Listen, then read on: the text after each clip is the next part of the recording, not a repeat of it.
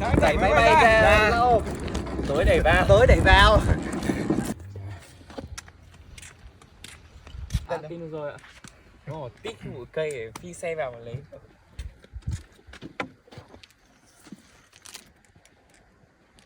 Lấy cái tấm cà tông